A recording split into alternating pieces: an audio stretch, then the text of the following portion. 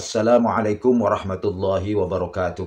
Pemirsa yang dirahmati Allah, marilah kita sama-sama ikuti tausiah yang akan disampaikan oleh Hadratul Mukarram Romo Kiai Haji Agus Mukhlason Rosyid dari Mojokerto. Ilmu niki laksana lautan yang tidak bertepi, Pak. Kalau di dalam Al-Quran itu gini, ayat Allah itu apabila ditulis mangsinya itu pakai 7 lautan air, itu gak cukup. Terus pulpennya itu yang dijadikan seluruh tanaman 7 dunia gak cukup. Kertas yang digelar untuk dibuat tulis sepanjang langit, 7 langit, itu tidak cukup. Bahasa saya sederhana, ilmu tauhid itu, tasawuf itu tidak terbatas. Tapi ada muaranya, Pak. Inilah yang terpenting nanti yang akan kusampaikan. Muaranya bagaimana? Semuanya pada ujungnya bagaimana? Kemanakah bundelannya atau muaranya aslinya kemana? Yang ilmu itu tidak bisa kita hitung. Laksana gini, Pak. Ada sungai agak kecil, lebih besar, besar. Itu airnya nanti akhirnya jatuhnya di laut. Muaranya itu wa inna ilaihi raji'un. Itu nanti muaranya di situ. Tak tutup akhir mawon. Sekarang kami akan mengurai terlebih dahulu yang diajarkan Rasulullah pada intinya. Apakah di zaman akhir ini juga disampaikan tentang apa yang diajarkan Rasulullah? Semuanya nanti jawabannya ada di hati panjenengan masing-masing. Berkenaan dengan tema tersebut, hal ini Allah jelaskan di dalam surat Al-Anbiya ayat 107-108. Tolong dibuka di dalam Al-Quran. Surat Al-Anbiya ayat 107 dan 108. Dengan dasar ayat inilah kami akan memberanikan diri untuk membuka pengajaran inti Rasulullah yang pada saat dulu disampaikan terhadap para sahabat. Yang menjadi pertanyaannya adalah disampaikan oleh dzurriyyahnya apa tidak? Atau disampaikan oleh para ulama atau tidak? Monggo kita buka nggih sami-sami. Wama arsalnaka lan ora mrintahake sapa ingsun Allah ka ing sira Muhammad.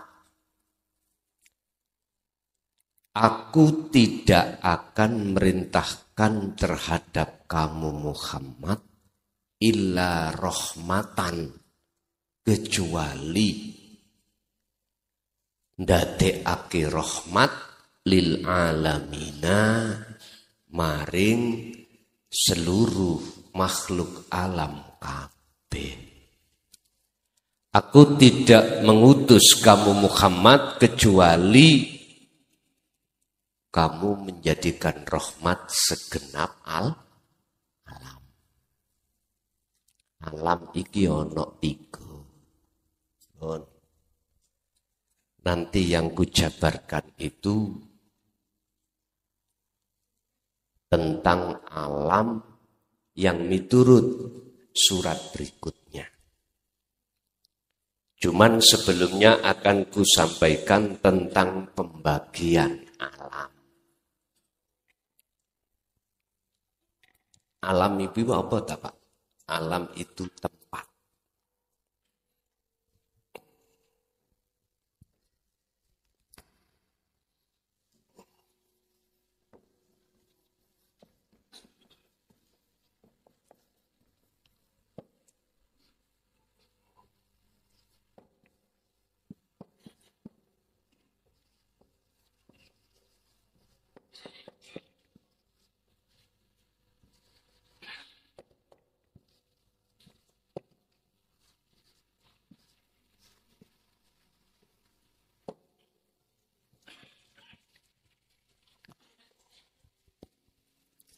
Alam ada dua. Pertama alam muhadharah. Iki alam dihuni makhluk bangsa kasar. Manusia, tumbuh-tumbuhan, hewan. Nggih. Manusia, tumbuh-tumbuhan, dan hewan. Oke. Alam muhadharah itu adalah alam kasunyatan. Cara wong Jawa. Alam fisik nih. Sedangkan alam mukasyafah adalah alam yang dihuni oleh makhluk-makhluk bangsa gaib. Kita menyebutnya makhluk halus. Halus. Malaikat, jin, iblis, alam barzah, neraka, surga, alamul arwah. Ini.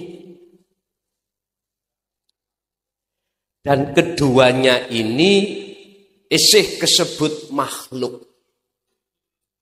Masih disebut makhluk. Makanya saya sebut sebagai jasad. Diri manusia ada alam jisim, yaitu alam jasmani. Juga alam rohani. Alam jisim jasad ini Allah kasih mata untuk bersaksi melihat sesama makhluk.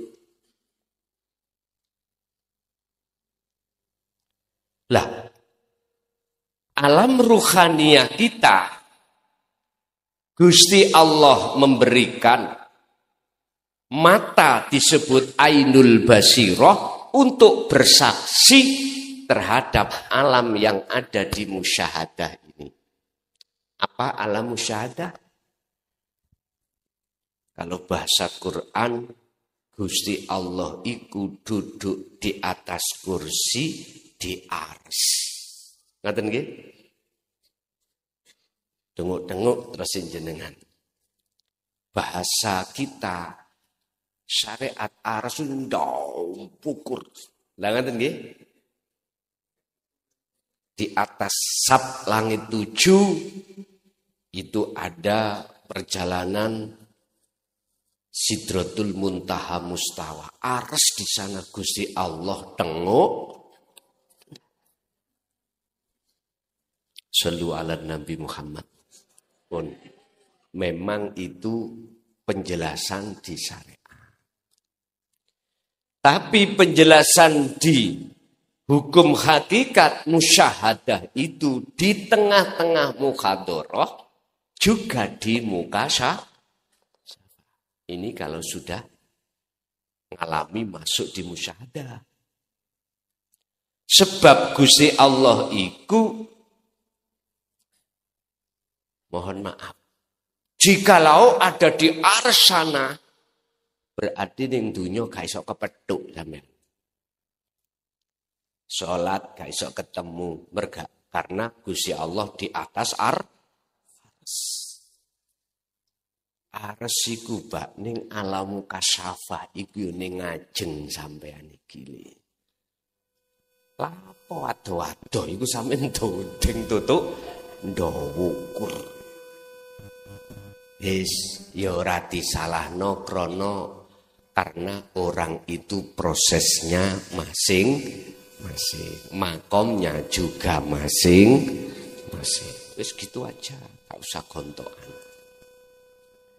Bapak Ibu, ruhaniyah ini wajib mata hatinya ruhaniyah ini bersaksi hanya pada penghuni musyahadah. Penghuni musyahadah hanyalah wujud Allah. Makanya mengapa kita dituntun atau diajarkan bersyahadat itu asyhadu itu harus ke ilallah. Saya bersaksi, saya melihat tiada Tuhan kecuali Allah. Yaitu di situ. Cuman pertanyaannya saya tanya. Wong Islam khususnya umumnya umat manusia, sudahkah mata hatimu itu bersaksi pada Tuhan yang Esa? Yes. Kalau jawabannya belum, itu sebab apa? Sehingga kita sholat, Pak, Bu. Sing kita ilingi ku bokong gede. Nggih? Kula tak nolerono.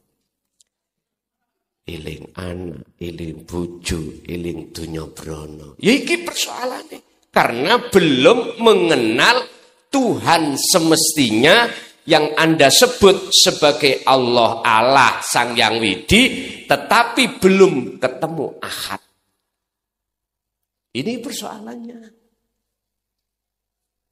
Pertanyaannya, apakah Rasulullah Muhammad Sallallahu Alaihi Wasallam itu juga membahas dan mendidik hati ruhaniyah kita untuk menuju ke Ahad? Itu pertanyaan. Dijawab di dalam surat Al-Anbiya ini nanti ayat 108. Itu nanti jawabannya. Bon, ini pengetahuan lewat alam. Jadi saya tidak membahas alam yang ditempati jasmani makhluk, tidak ya. Tapi yang ditempati rohani.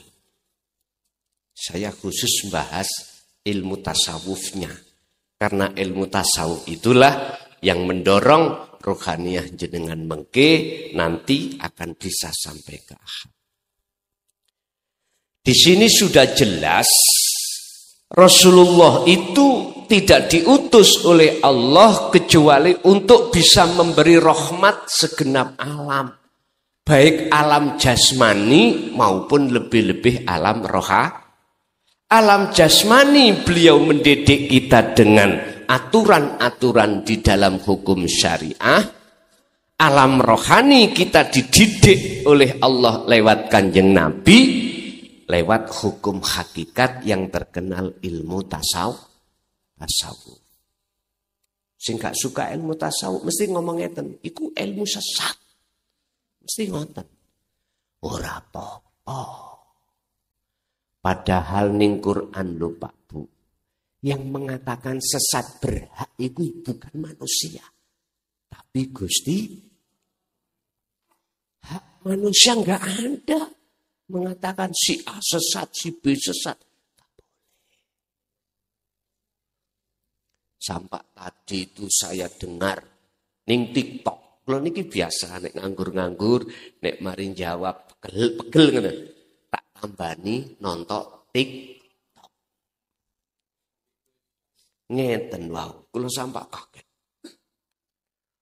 Presidennya goblok. Menteri agamanya sesat.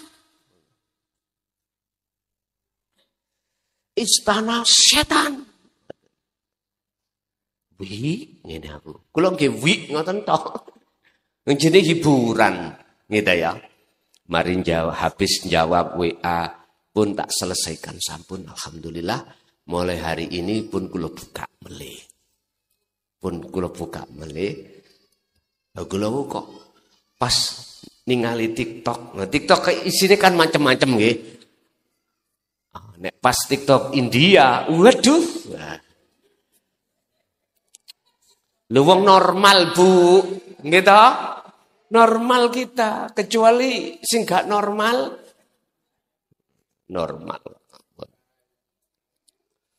Normal tetapi ora tahu digunakne. Lah piye, Pak? Pagi, siang kerja. Nanti malam berangkat ngaji. Pulang bunyai sampun tilem. Ajenge kula gugah ya mesake. Aku mau ndonga tok walaupun kata tutul muga-muga metengo. Kados wedhus niku koset tok lah, meteng to Pak nggih. Pun kok blakrak tutukku. Pun monggo, ayo didelok. Rahmat niki adalah syafaat. Sekalipun Rasulullah membawa rahmat syafaat, tapi bukan berarti yang memiliki rahmat syafaat itu Kanjeng Allah yang memiliki. Mung wae dititipkan, cuman saja dititipkan Kanjeng Nabi untuk umatnya. Ngaten niki. Rahmat iku. Kula tak bahas rahmat secara rohaniah. Niki. Bagaimana ati sampean ketika menghadapi urusan dunya niki? Jadi damai. Jadi damai bagaimana? Enggak tukaran. Nyun sewu Pak. Sadurunge Indonesia merdeka atau Indonesia sebelum dijajah bangsa lain. Wong Jawa iku terkenal ajarane kebatinan. Ngaten nggih? Kebatinan. Orang Jawa lho ya, kebatinan. Ilmu kejawen. Tapi semua itu bersumber dari wahyu Allah di dalam Al-Quran. Buktinya, menjadikan hati yang berbudi luhur. Bahasa Quran, Rasulullah itu berakhlak berbudi luhur, berakhlak ilahiyah. Malam hari ini saya katakan dengan ilmu tauhid atau ilmu tasawuf itulah akan membikin ruhaniyah hati jenengan ini menjadi ruhaniyah yang berakhlak ilahiyah atau berbudi luhur. Kayak kopi ini kong sing suwi. Matur suwun Pak.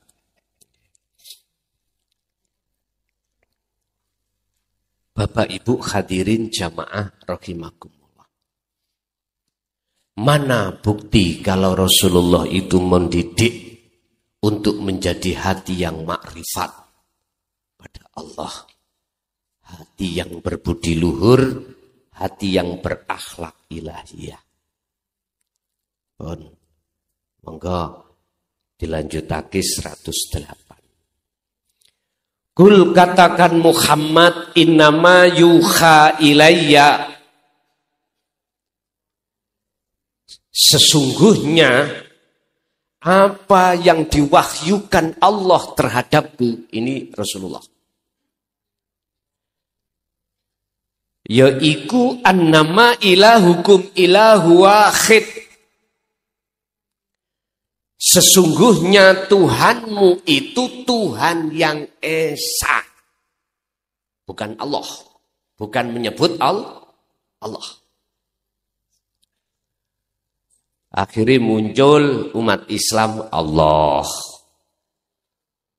Umat Nasrani Allah. Tapi orang kejawen dulu Gusti Allah. Ayo, mriki wonten sing tasik gesang zaman-zaman Jawa-Jawa biyana. Mungkin jenengan kali kula iku pernah ngincipi ngelmune, ilmu sejati. Pernah. Kalau yang sudah tahun-tahun itu sampun nyuwargi. Bahasane sampun nyuwargi. Orang dulu iku mboten sedo mboten. Nyuwargi. Nyuwarga. Ya mesti ae ruhaniyahnya sudah kenal akad ya. Sudah kenal akad. Bapak Ibu.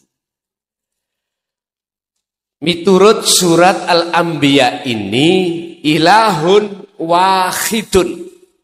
Tuhan yang esa. Sekarang bagaimana caranya jenengan ini bertemu yang esa, menyembah yang esa. Yang secara syariat umat Islam disebut Allah. Ini caranya bagaimana? Secara otomatis kita tidak bisa lepas dari proses pengajaran ilmu yang kami sebut sebagai ta'lim muta'alim, belajar mengajar tentang babakan ilmu tauhid. Ilmu niki laksana lautan yang tidak bertepi, Pak. Kalau di dalam Al-Quran itu gini, ayat Allah itu apabila ditulis, mangsinya itu pakai 7 lautan air, itu gak cukup. Terus pulpennya itu yang dijadikan seluruh tanaman 7 dunia, gak cukup. Kertas yang digelar untuk dibuat tulis sepanjang langit, 7 langit, itu tidak cukup. Bahasa saya sederhana. Ilmu tauhid itu, tasawuf itu tidak terbatas. Tapi ada muaranya, Pak. Inilah yang terpenting nanti yang akan kusampaikan. Muaranya bagaimana? Semuanya pada ujungnya bagaimana? Kemanakah bundelannya atau muaranya aslinya kemana? Yang ilmu itu tidak bisa kita hitung. Laksana gini, Pak. Ada sungai agak kecil, lebih besar, besar. Itu airnya nanti akhirnya jatuhnya di laut. Muaranya itu wa inna ilaihi raji'un. Itu nanti muaranya di situ. Tak tutup akhir mawon. Sekarang kami akan mengurai terlebih dahulu. Fahal antum muslimun, apakah kamu sekalian sudah berpasrah diri kepadanya? Nah ini, orang tidak akan pernah pasrah terhadap Allah dengan benar jikalau ruhaniyahnya itu belum ketemu yang esa. Tidak bisa. Andai kata aku bilang, udah saya menanam padi, sudah sesuai dengan aturan syariat, tapi hasilnya tak serahkan pada Allah. Sering terjadi. Aku iso pasrah wis nang Allah. Siapa yang menjadikan kau bisa menanam? Allah.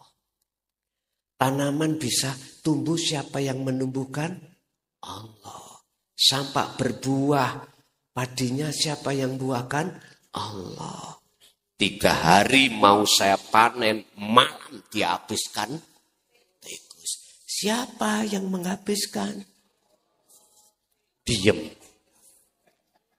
Berarti tawakal kita secara lesan saja, ruhaniyah belum. Mengapa demikian? Karena kita belum ketemu ahad. Kalau kita belum ketemu ahad, maka kita menyembah tiap saat dan waktu. Sekali lagi aku mohon maaf, keliru. Apa keliru?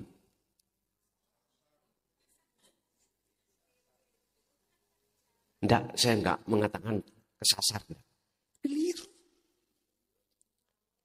Bahasa Indonesia keliru? Salah.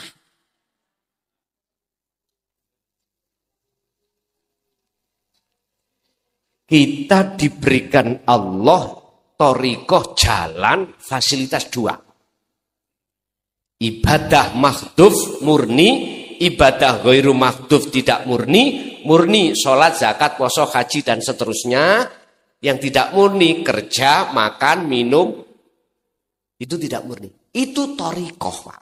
Itu jalan. Allah kasih jalan, dua jalan ini tujuannya adalah kita untuk ilalia budun, kecuali untuk ruhania, bukan jasmania. Kalau jasmania kita kerja ya cari uang untuk kehidupan keluar. Tapi ruhania harus ketemu ahad, menyembah. Menyembah itu harus ketemu. Yang menyembah harus tahu siapa yang disembah. Harus melihat yang disembah. Inilah yang menyembah. Yang disebut menyembah di sini. Saya katakan keliru, Pak. Apa tadi bahasanya? Salah, ya. Ruhania saya salah ketika saya bekerja, atau ketika saya sholat, atau ketika saya zakat, puasa, haji. Ruhania saya itu masih condong terhadap selain ahad. Yaitu disebut makhluk. Buktinya hatiku menghadap pahala, menghadap surga. Padahal itu makhluk. Inilah yang saya katakan salah, miturut kacamata hakikatnya, aslinya. Kalau jasmania sudah benar, Pak. Kita sholat menghadap kiblat, yang kiblatnya ada di Masjidil Haram. Orang Indonesia menghadap ke barat. Secara jasmania sudah benar. Cuman ruhaniah inilah saya katakan kurang jikalau kita belum ketemu sejatine Allah yang disebut ahad, ilahun wahidun. Paham ya?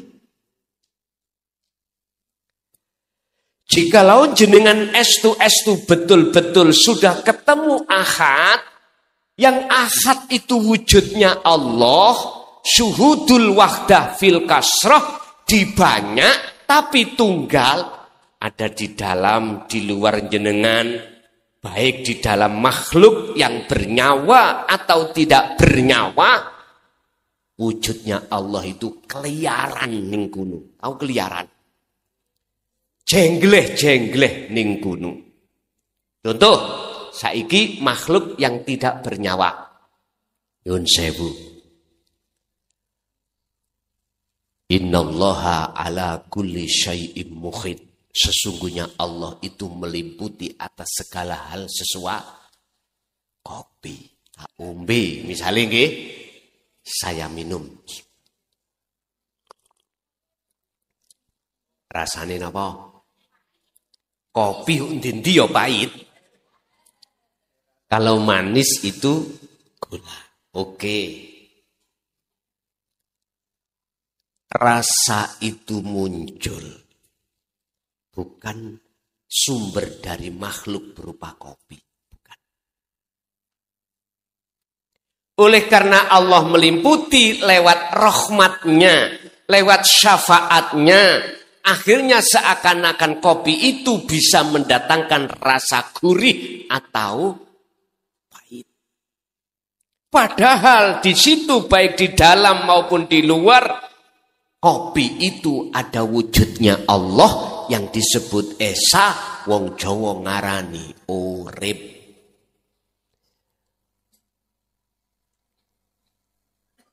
Saged sambung? Sambung ya, ning ati ya. Oke, niki ilmu sian. Supaya jenengan paham ketika ingin menemui ahad itu. Lah, sebelum muncul namanya rasa pahit. Di situ Allah masang nur makrifat. Yang disebut syafaat atau rahmat. Nah, di dalam rahmat, di dalam nur makrifat itu ada esa, yang esa itu di mana-mana dan tidak kemana. Kelihatannya banyak, tapi tunggal. Sehingga kalau boleh saya simpulkan, hidup ahad yang ada di dalam dan di luar diriku, dalam jenengan, di luar jenengan, baik makhluk yang bernyawa atau tidak, kelihatannya banyak. Syuhudul wahdah fil kasroh. Jenengan wajib untuk ngeringkas jadi satu atas ketunggalannya. Berarti urip sing ono diriku dan dirimu sama. Itulah Terus bagaimana menciptakan kondisi hati itu bisa duduk di situ? Allah sampun didik terhadap para rasul dan kekasih Allah yang sekarang diteruskan oleh para pengikutnya yang setia, para duriyahnya, para sayyidnya. Hal itu tertuang di dalam surat Al-Ahzab. Ya ayyuhalladzina amanu dzkurullaha dzikron katsiran. He wong mukmin sing akeh kuwi oleh eling. Perbanyaklah zikirmu kepada Allah. Apakah diucap di pasar-pasar Allah? Allah. Bukan. Yang dimaksud zikir, eling, ingat itu ati sampean iku sadar dan menyadari bahwasanya selain ahad itu tidak wujud. Woi.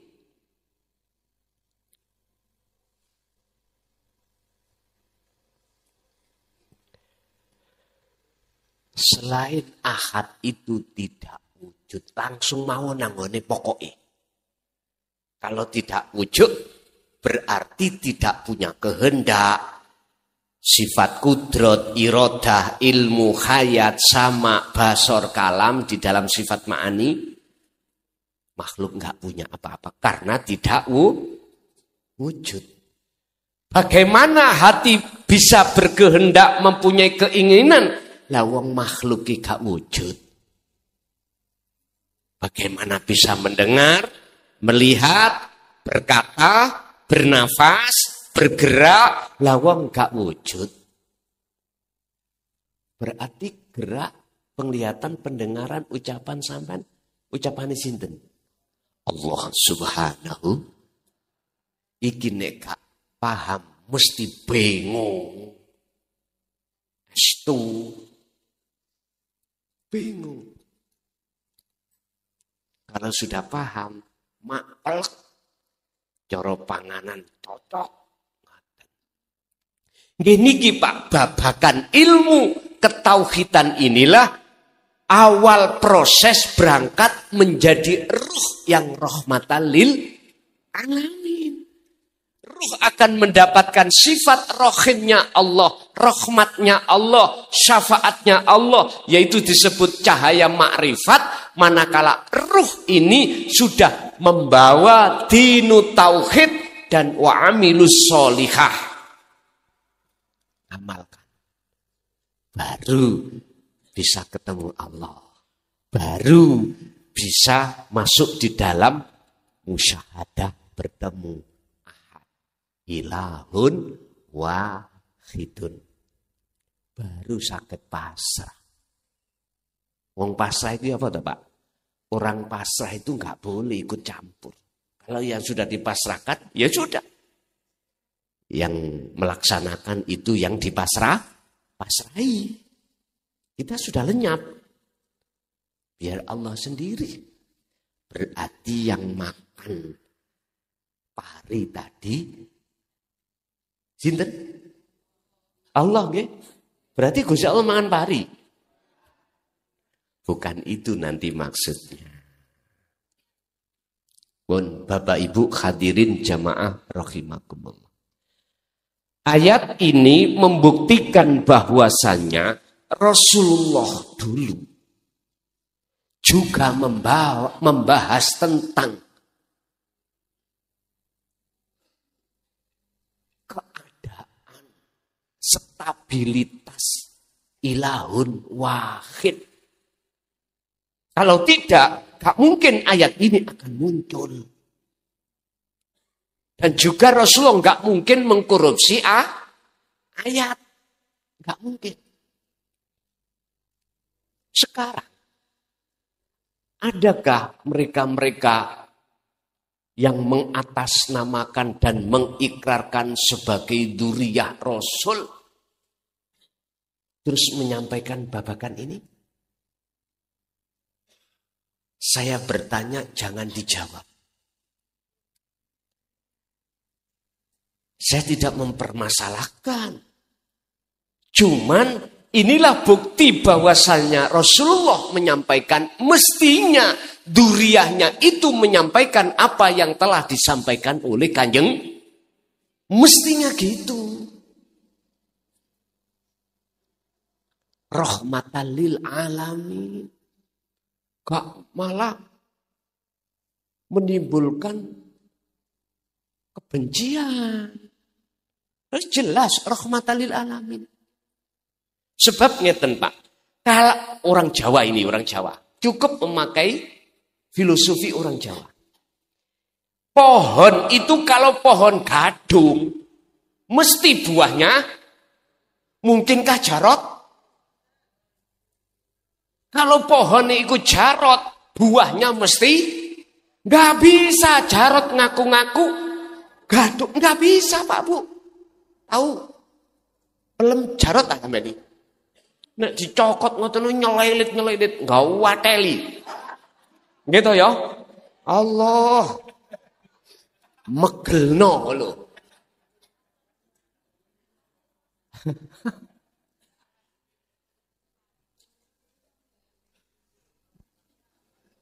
Ngapunten ingkang kathah. Sifat karakter cara dakwah Rasulullah menyampaikan itu tidak keluar rahmatan lil alamin. Baik secara jasmani lebih-lebih roha. Pertanyaan saya adalah, apakah di era zaman yang akhir ini adakah mereka yang ngaku-ngaku sebagai keturunan itu menyampaikan tentang ilahun wahid? Kalau ndak bahasa saya, gak usah gegeran. Yo biar sing ngaku-ngaku iku cek bertanggung jawab sendiri. Udah, gak usah repot-repot. Dilungkas bongkok. Lungke. Dilungkas diringkes Gusti Allah wis. Wis tah, getol-getol ya apa? Ya. Kasar ya apa? Kalai ambek bongkok. Idza jaa ajaluhum la yastakhiruna sa'ah wa la yastaqdimun. Kalau itu datang. Wis tah Pak. Ya wis babano. Engko kalai ambek mati. Udah. Bon, sing penting kita bagaimana sisa hidup umur kita ini kita gunakan untuk menuju dan bertemu ilahun wahid. Secara Islam disebut Allah. Secara Nasrani disebut Allah. secara Hindu Buddha Sang Hyang Widi, Sang Hyang Sekerta, silahkan dulur sebutan iku kabeh monggo sah miturut agamamu masing-masing. Cuman yang terpenting adalah bagaimana ruhaniyahmu itu sudah bisa menuju dan bertemu ilahu wahid. Dibuka di dalam surah Al-Kahfi ayat terakhir 110. Niku carane. Surat Al-Kahfi ayat 110.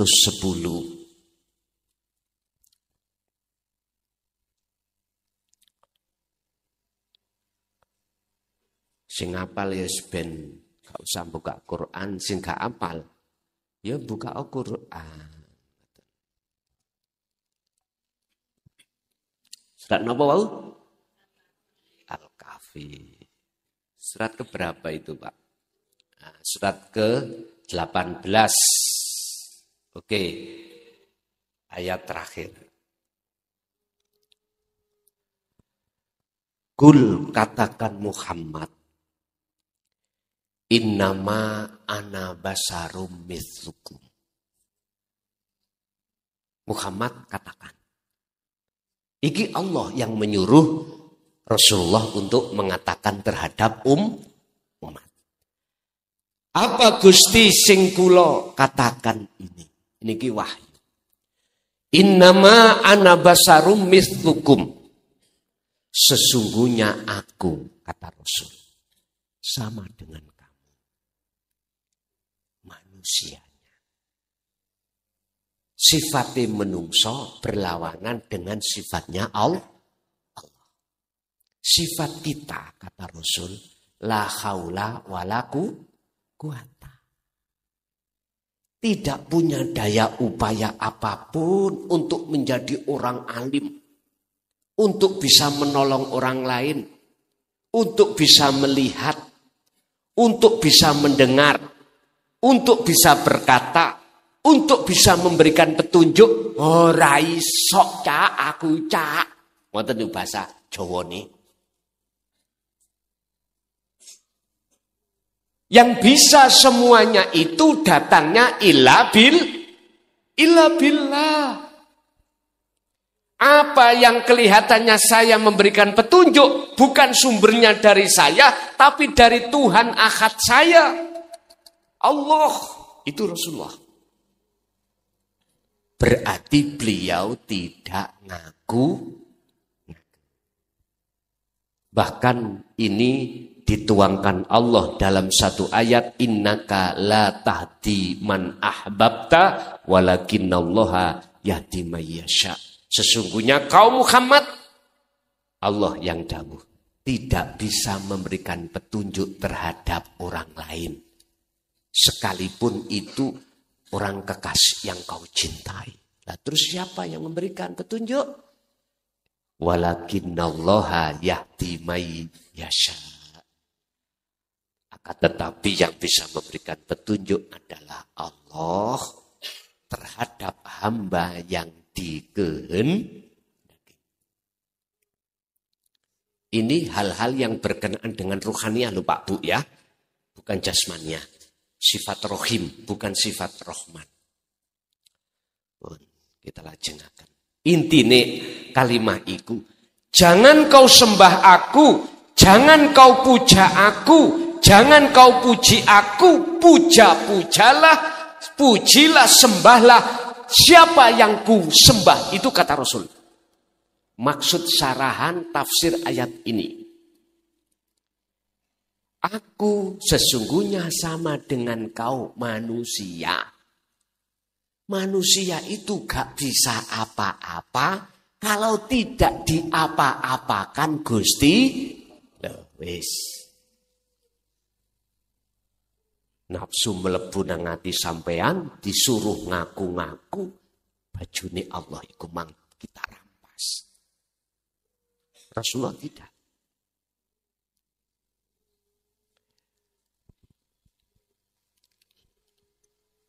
Yuha ilayya annama ilahukum ilahu wahid. yuha ilayya.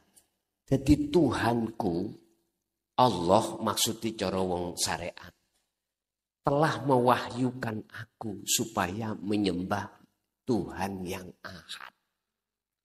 Ahad. Ini belum muncul Allah loh, nama Allah. Sebab nama Allah itu sebuah nama, maksudnya yang disembah harus ke ahad. Kita harus kembali kepada ke ahad. Piye carane? Nah, mengki di ayat terakhir Allah nyampe no.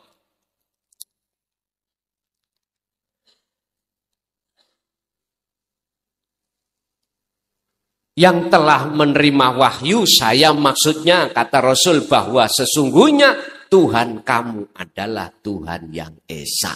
Maksudnya dalam kalimah ini jenengan kali kulo diajak Rasulullah menyembah yang ahad.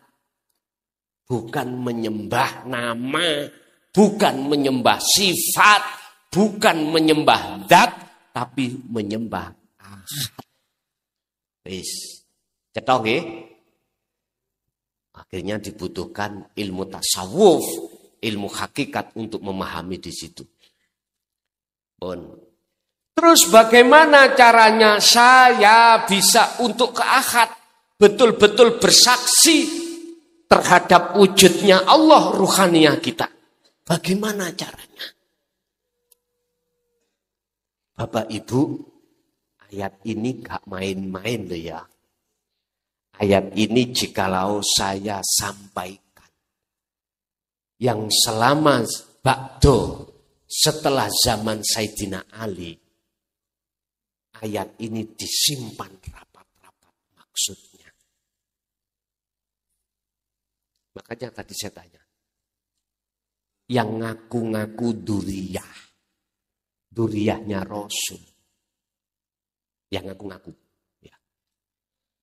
Kalau beliau belum menyampaikan tentang masalah ilahun wahid, berarti iku pelem jarot. Bukan pelem gadung. Wis ngoten mawon.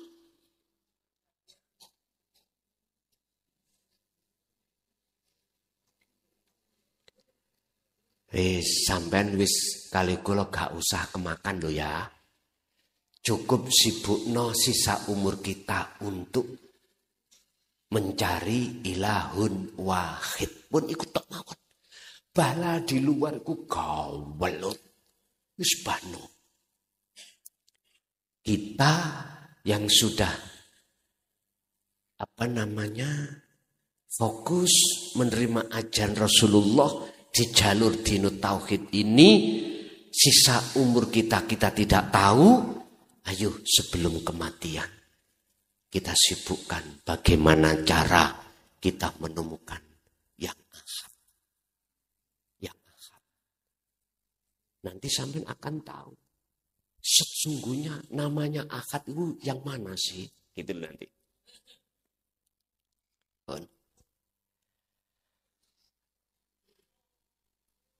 Faman kana yarju liqa Allah. Maka jikalau kau betul-betul ingin bertemu Tuhanmu, mohon maaf, faman mongko utawi sapane wong iku kana ana sapa wan. Iku yarju, ada satu keinginan. Sapa man liqa arabihi, untuk ketemu menyang Tuhani. Di sini pakai Rabbihi, Pak. Bukan pakai Allah. Mohon maaf sing yang fanatik Allah tolong ditahan dulu nggih. Iki nama masalah.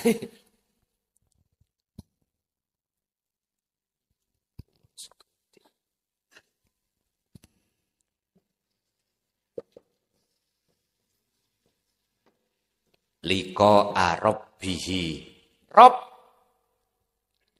itu artinya adalah Tuhan.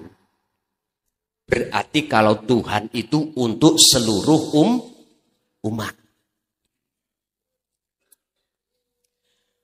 Barang siapa yang hatinya ingin bertemu Ahad, wis ngoten mawon. Tuhannya man.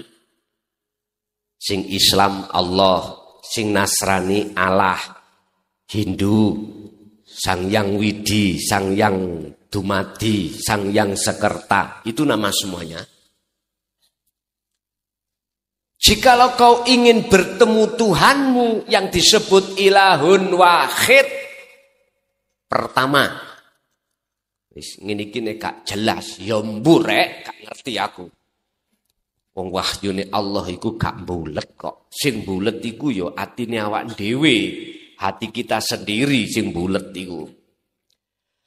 Pertama, fal ya'mal amalan sholihan. Lakukanlah praktek ya napa? Ngeten. Ketika jenengan sholat, zakat, poso, haji, apapun maca Quran, apapun tahlil apa wae. Dan atau ketika jenengan kerja, makan, minum, beol, buang air kecil, air besar, apapun. Allah kan di dalam diri kita. Hati sampeyan iku harus merasakan munculnya perilaku itu sumber dari hidup. Sekali lagi, entah sambil terpejam atau tidak, hati jenengan harus merasakan kehadiran hidup dalam diri jenengan sebagai sang yang berperan, sebagai pelaku. Akhirnya jenengan tidak beriman, yang bicara Anda, melihat Anda, mendengar Anda sudah tidak ada.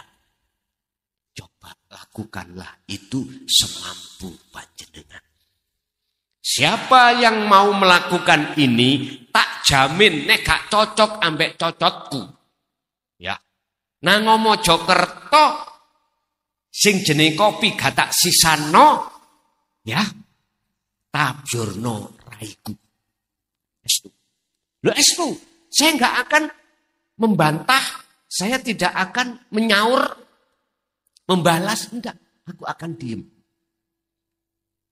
Jikalau hati sampean gak tatmainnul qulub, nang Mojokerto sawurna raiku iki. Bon, iki taruhan saya. Fal yu'min monggo, fal yakfur silakan.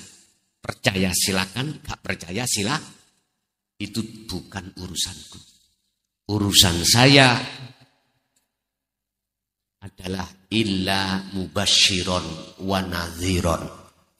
Urusan saya menyampaikan kabar baik dan mengingatkan saja bahwasanya seluruh ruhaniah umat manusia kebanyakan nyembahi iku keliru. Supali menyembahnya itu belum benar. Wis titik.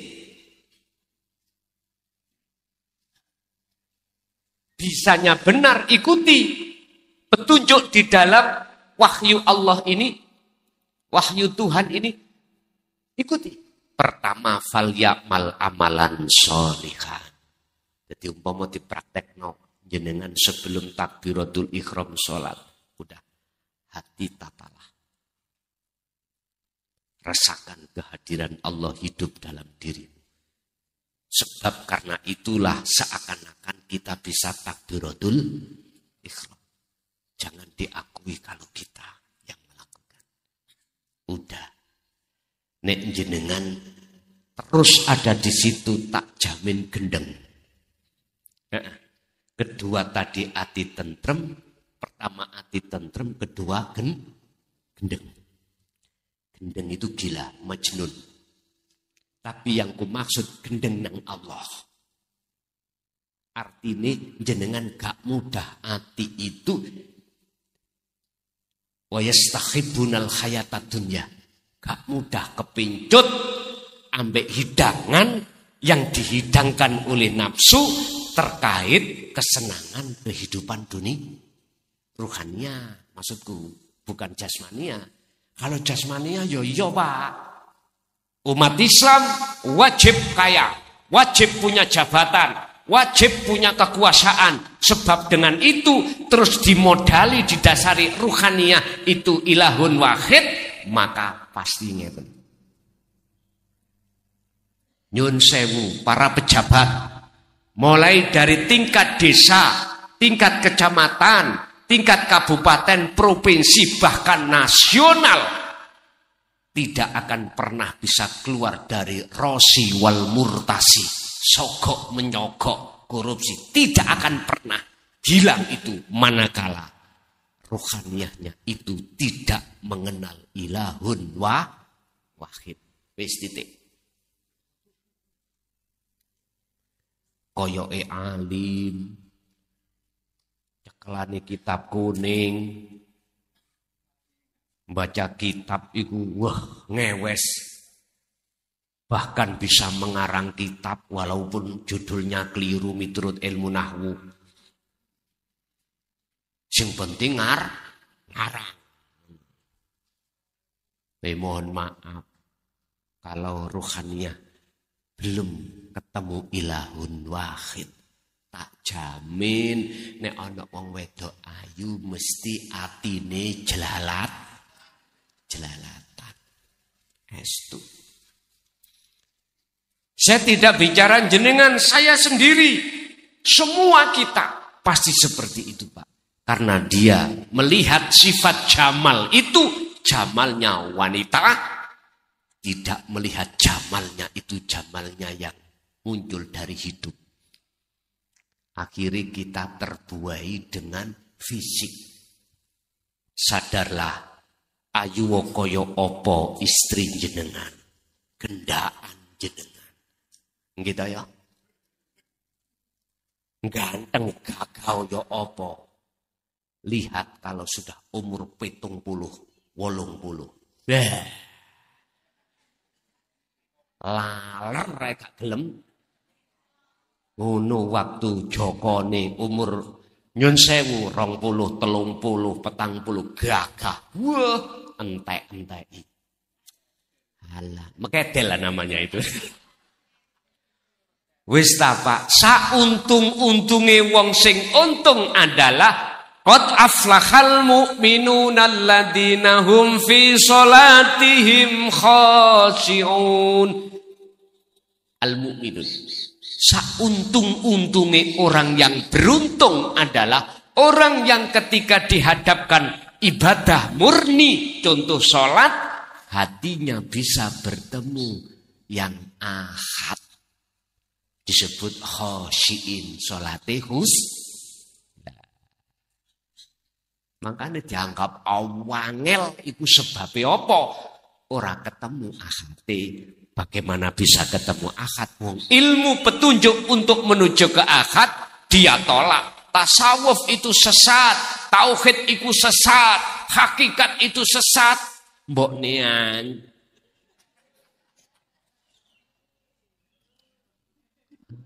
Wis pisan mawon dhisik. Nggih. Lihatlah dengan mata hatimu di dalam surah Al-Anbiya 107, 108 bagaimana Rasulullah diturunkan ke bumi ini untuk apa? Wa ma arsalnaka illa rahmatan lil alamin, untuk menuju rahmat Allah. Bapak Ibu hadirin, itu yang pertama. Untuk bisa ketemu ilahun wahid, jenengan selalu berzikir. Wa qala aidan alladzina yadhkurunallaha qiyaman wa qu'udan wa 'ala junubihim.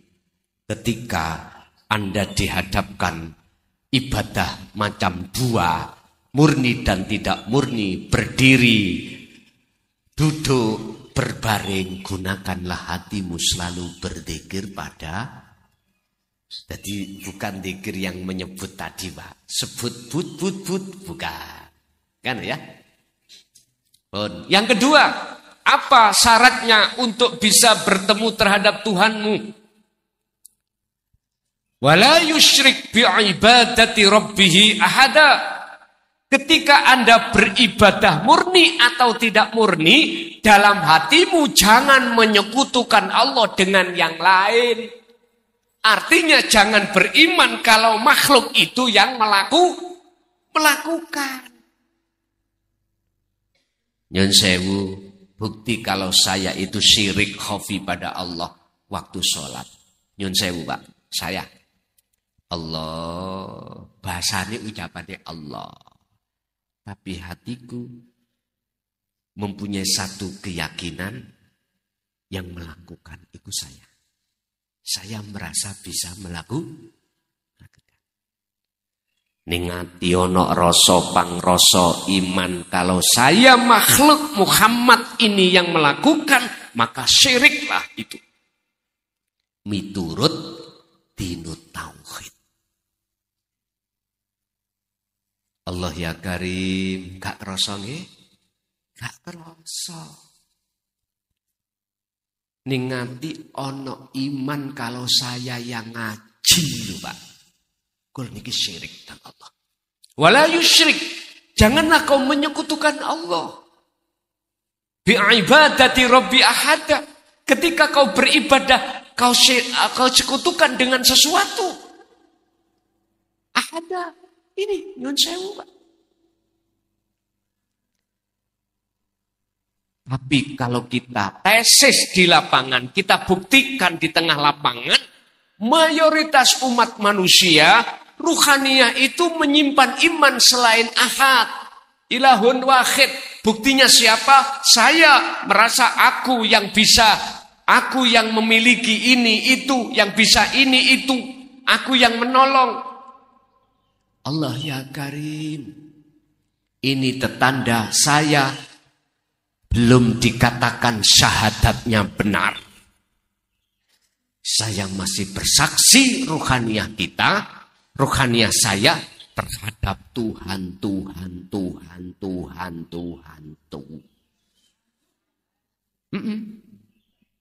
Bukan ilahun wahid yang esa.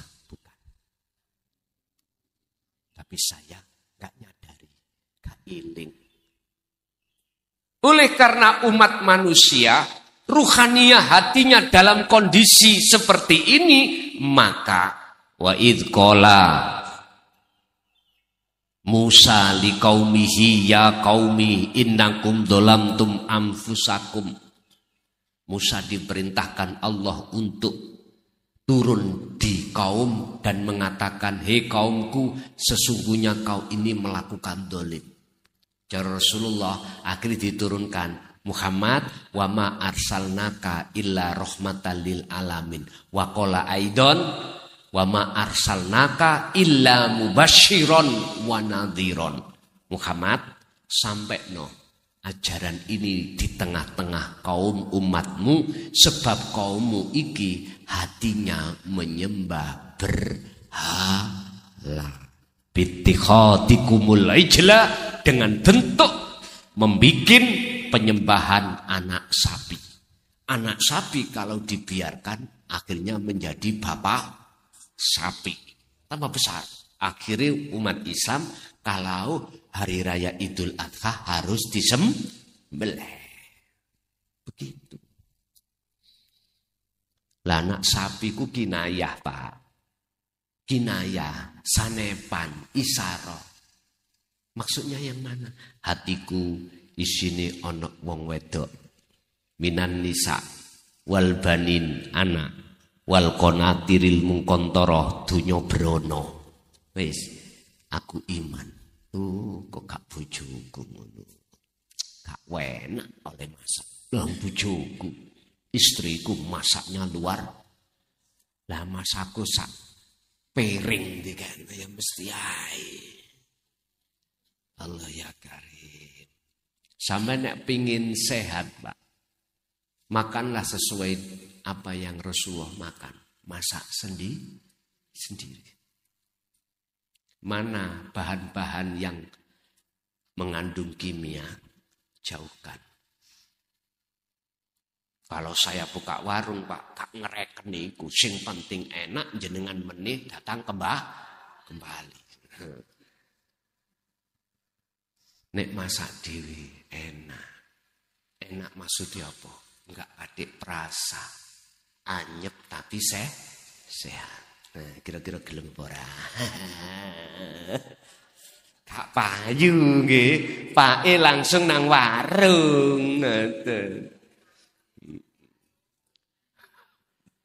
Pun kula ulangi wangsul malih syarate mung kalih. Jenengan siji kudu sering dzikir, itulah perilaku ruhaniyah yang soleh.